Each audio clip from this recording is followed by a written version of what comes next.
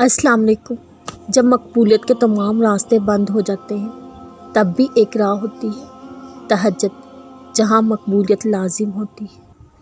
जब तुम सुकून की तलाश में दर दर भटक रहे होते हो तब वो रब तुम्हें ज़िंदगी में सुकून लुटाने के लिए तहज्जुद की राह दिखाता है। जब तुम दर दर की ठोकर खाकर दुनिया से बेबस हो जाते हो ना, तब वो तुम्हें रब तहज्जुद की राह दिखाता है।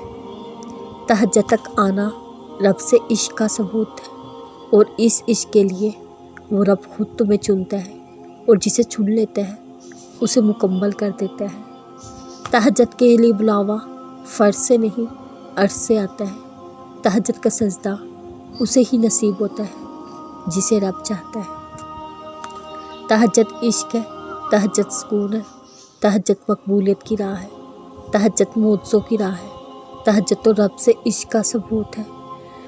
तुम्हारा तहज्जुद तक आना भी एक मोज़ा है। जो दुआ तुम्हें तहज्जुद तक ले आए वो भी एक मोज़ा है। पता है तहज्जुद में जो तुम मांगोगे वो भी अल्लाह मोज़े की सूरत में सुनेगा। तुम हैरान रह जाओगे। दुआ की कबूलियत का वक्त अल्लाह जानता है। हमें बस उससे यकीन के साथ मांगना है। मुमकिन नामुमकिन की सोच को दिल से निकाल देना है। हमें बस उस कुन का इंतज़ार करना है। अगर अल्लाह तुम्हारी दुआ कबूल कर रहा है, तुम्हारा यकीन बढ़ा रहा है, अगर दुआ कबूल होने में ज़रा देर कर रहा है, वो तुम्हारा सब्र बढ़ा रहा है, अगर तुम्हारी दुआ का जवाब नहीं दे रहा, वो तुम्हें आज़मा रहा है, इसलिए दुआ मांगना कभी ना छोड़ना। वो देर कर रहा है तो तुम सब्र भी तो कर सकते हो ना।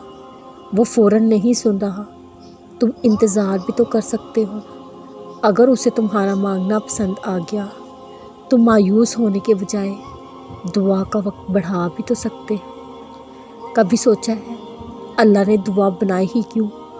जिसे तुम नामुमकिन समझ रहे हो उसे मुमकिन बनाने के लिए। कभी ऐसा लगे तुम थक गए, दुआ मांगना मुश्किल लग रहा हो, सिर्फ अल्लाह के सामने हाथ फैला लिया करो। बेरा रब खामोशियों को भी सुन लेता है।